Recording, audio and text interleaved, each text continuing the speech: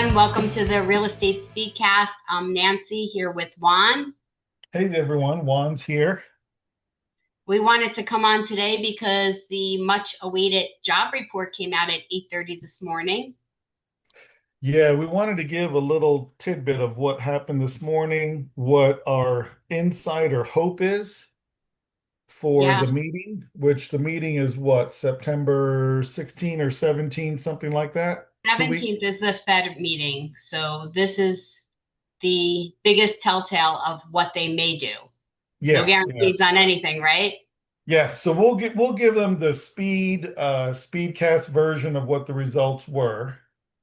Okay. So I have it pulled up here. Yeah.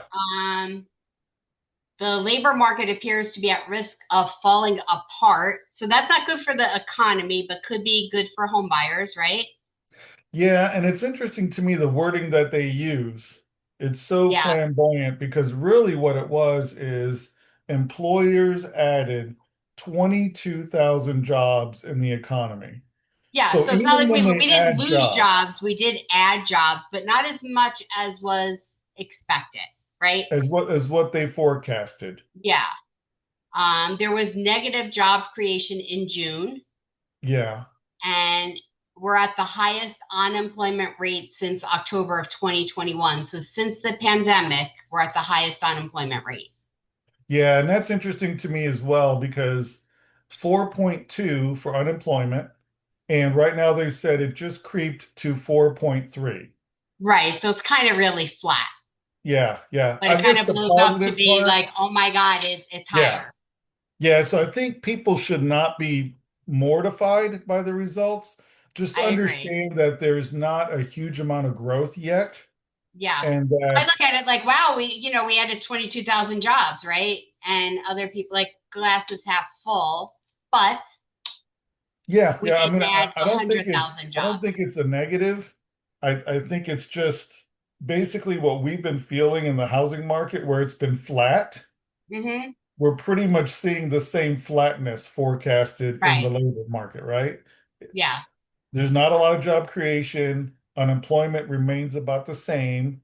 Mm-hmm. So the positive part is since everything else is starting to move, maybe this will get the Fed to move that rate a little bit because they've given mixed signals for Right. a long time I and not know. the needle, I know. It was like in the beginning of the year, it's like five or six rate cuts, five or six rate, right? And then we didn't get them.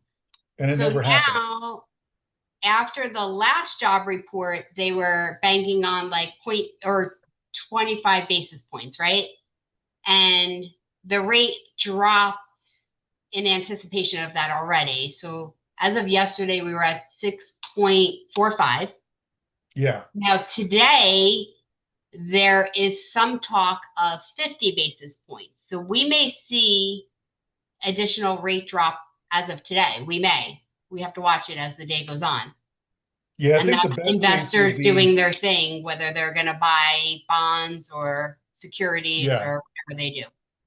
Yeah, And and we're then the not banks economists. react to Again, we that. have to say this. We have no idea, but we just, Yeah, we're just speaking from our experience in the housing market, right? right, what happens and If how the these things lenders go. and the people that do these mortgages and sell them on the secondary market feel safe, they will try to speed up originations and get Mm-hmm. buyers to originate and get into the homes.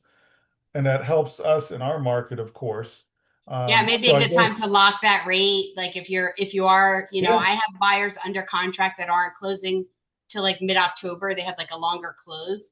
Maybe a good day for them to lock the rate if they drop today. yeah, if it drops in the next week or two, they really should lock it because what the Mm-hmm. market has shown us is that the rates have been ping-ponging up and down for like Yeah. the last year to year and a half. So it's Mm-hmm. very frustrating when somebody's qualified at 6.5 and they don't rate lock it because the banker believes there might be a tickle to the rate I and know. it doesn't happen. And then And it or it goes goes to up and you're like, 6.75. but Yeah, it's a gamble. It's a gamble, right? it Like, do is. you hold out? Do you lock today? A longer rate lock can cost more money to lock it longer, And so that you have goes to, to preparation, right? You want to mm-hmm. know when you're prepared to pull the trigger, pull that trigger, Yeah, and have a good banker that can give you honest counsel. right. Yeah. just like we try to counsel our people Right. But we never on know. We yeah, never know what's going to happen. It's that yeah. crystal ball that I'm missing. Do you have yours?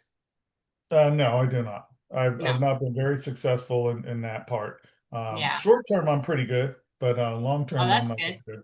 that Yeah. good. Good for But you. I think the key is that also Redfin came out with a report for Orlando itself, general Hmm. Orlando, just some statistics, and this to me was super interesting. So we know Orlando has transitioned to a buyer's market. It's been that way Right. for a while. We felt it. We do a lot of deals. We do a lot of listings, we do a lot of buyers, but 79 to 80% more sellers than buyers. Yeah. So what that tells me is really two things. There are a lot of buyers waiting on the sideline They for the rate to are. move because And you they're know it because when exhausted. we look on Redfin, right? If you look on your customers on Redfin, they're there, they're searching, they're favoriting homes, but they're not out there. They're not Yeah, actually touring the homes. yeah. And They're even if they waiting, are they're watching. touring, they're not putting pen to paper. Hmm. Even if they find something that they like, they're Yep, not they're not doing sleeping it. on it. They're Yep. actually waiting Yeah. for something to happen in the financial market. So it's not that the Hmm. house has not enticed them. It's Right. that for whatever reason, they're restricting themselves from trying to get in the market instead of being on the market. Yeah. Yeah. And So, like part of me is like, I get it. I understand why they're waiting. Rates are crazy. We don't know what's going on.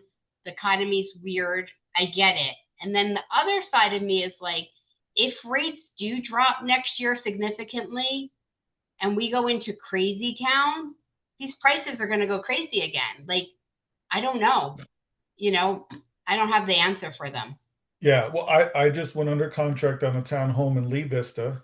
So, first time home buyer, really good credit, not a Hmm. lot of liquid cash. Right. Fantastic qualifications, has been Hmm. renting for 4 or 5 years, 800 square foot place.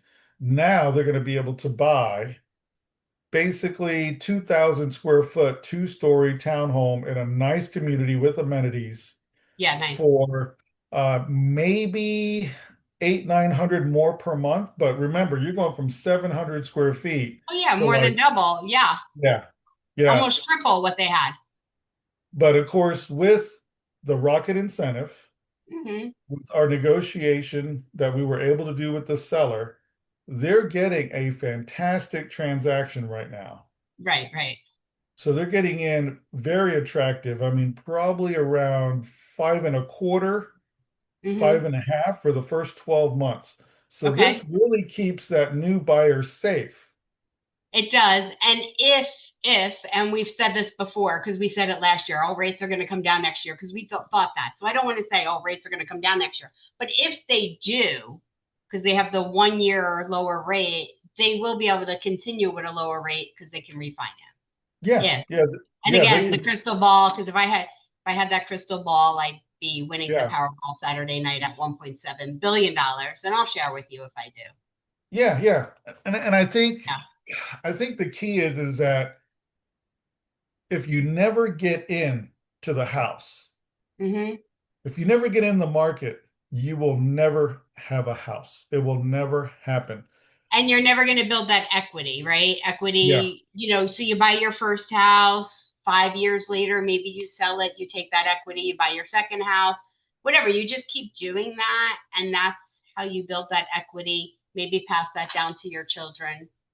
I've got customers that I probably have sold 3 to 4 homes in 20 years, Hmm. and they probably right now have between five and 700 in equity Yeah. because every 4 to 5, 6 years they've transitioned from the starter to the middle to the premium Hmm. house, and now they've downsized Yeah, that's what to happens. the Yeah, to the small townhome or condo, yeah, whatever it is. But you're right. I mean, if you do it strategically, right, right. basically the They're house building pays you wealth. They're back. building wealth for their children, their future, their grandchildren, whoever. You got to live somewhere. Yeah. You got to Hmm. live somewhere. Why You're not always control where paying. you You're live? paying something. You're paying Yeah, something. yeah, yeah. So I think the key thought is that it will always be a sacrifice Hmm. to buy a house. If it's Yeah. not a sacrifice, then I mean, I mean, you are super blessed. you can eat pasta and hot dogs for a year. I don't know. You Yeah, can. yeah, I mean, I yeah. like hot dogs and pasta. I'm good. Yeah, yeah. I mean, if it's not a sacrifice to buy the house, then you're probably in a very good financial position. But Yeah. most people, including myself, the first, the second, the third house, there was a little bit of budgeting going on to make It's sure I was scary too. okay. It's just scary. Yeah, Sometimes I it's just wasn't the house fear. poor, Yeah. but it is a stepping stone because you're moving up. It feels wonderful when you move down. But sometimes the rents are just as much money anyway, but it's the fear of it's almost like a commitment. It's like the fear of getting married.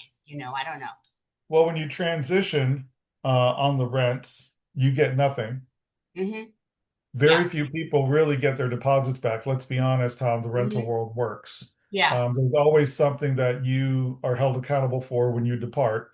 And not Right. to mention, you may have a lease for 12 months, but there's no guarantee that you can stay there and let your kids stay in the same school and stay in the same rental Yeah. property for all of elementary school, because if that seller elects to sell the property, they Right. may not renew your lease, or the new owner may jump the rent, or they may not renew your lease. So, Right. They might want to um, move in. They might buy it to live there, and then you got to go.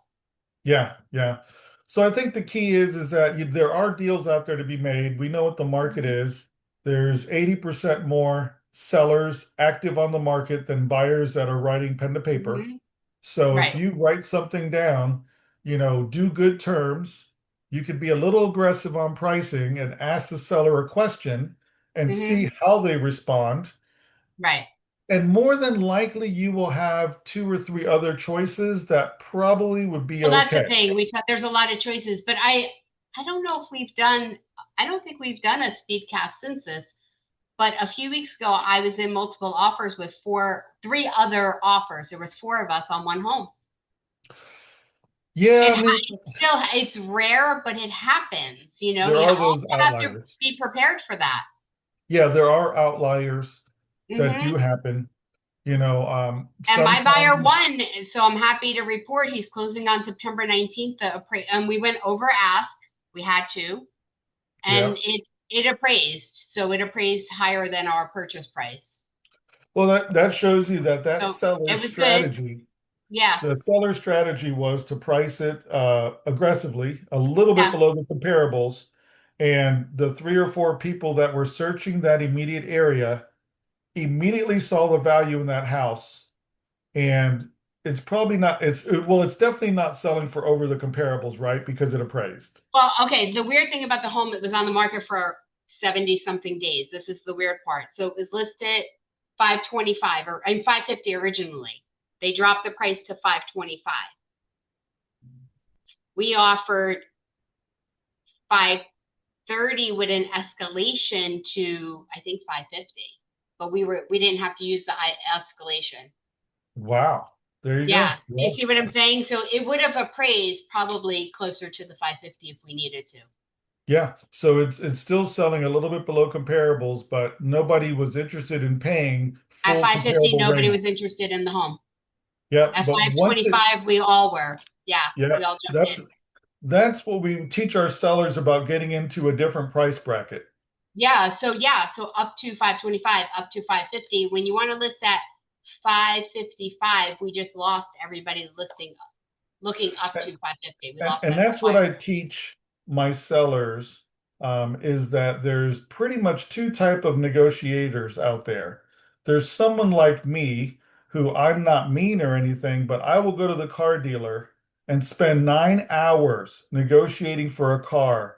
And I will go out of there with a fair price, free oil changes for life. I've eaten 5 hot dogs.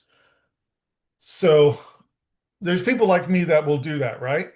And then Hmm. there's other people, a different generation of people that are scared to negotiate. So when it's listed for 550 and they're willing to offer 525, they will not ask the seller the question. Yeah. They will save it online and wait until the price comes down close enough to 525 to engage the seller. Meanwhile, there was someone like me that probably offered the seller 525 when it was 550, and they said go pound sand. Yeah. And I moved on to the next house. And then probably 2 months later, the seller said, fine, let's go to 525. And miraculously, the other three or four people, or new Right. people that entered the market, got the alert and engaged the seller. Yeah. It's exactly, yeah. We do it a little bit. I'm just thrilled that my buyer came out on top. I mean, um, we made the offer on a Thursday with response by Friday. And then I really did a 3-day inspection. So now our inspection contingency is ending on Monday. So now I'm really risky, right? So I had to call Chad. You met Chad. Yeah. I called Chad on Thursday. I said, if I make this offer, Can you what do can it? he goes, I'll be there Saturday. If you win, I'll be there Saturday. Perfect. We're good. Yep. That's And we that's made why it you happen. work. Like, but I had to make sure before I even submitted that offer, I had to make sure that he was going to do his thing and be there Saturday for me. That's why you work with an agent who has the experience to know what to line up before you got to line Mm-hmm. it up. Before I can even submit this, like I had to Yeah. know that I can make all this fall into place for my buyer. Yeah. And I mean, it worked out, but that's not normal in today's market. We don't see a lot of that, and Yeah. So but I there's think, ways to win if you do. There are ways to win. yeah, I think as we close this one out, I think one of the key things I would think about is if you're looking to buy right now is the time to go experience properties. Do your tours right now so you know what you have in the pipeline as far as I like these three. And when the numbers hit, if there is a change in rate and you're rate sensitive, you don't have to now start looking when everyone else starts looking. You can We pull might the see a trigger change right now. today. We might see a change today, Juan. I mean, Yeah, I don't well, know they what's need going to to book happen by tours this end of day. weekend. You might want to look this weekend. I don't know. And that's what I tell people all the time is that the beautiful part of Redfin is that we do this all day long every day. Hmm. We don't moonlight with other jobs or anything. We're very blessed to be able to do this all day, every day. Full So it time, is not full an time. inconvenience for us to go show you houses, three or four Hmm. properties during the week or on the weekend when it's good for you. I would say Right. get in front of it and Yeah. don't be behind it with everybody else. Don't ride the tidal And wave. try it. Try making the offer, right? Like we don't know what the seller's willing to do for you unless we try. If Put you it don't out ask, there. you don't get an answer. Right, exactly. Yeah. All right. All right. Well, it was fun. Let's watch Thank those you, rates everyone. today and chat with you later. See you next week. Yes. I can't find the stop recording, guys, so I'm going to say goodbye again. There we go.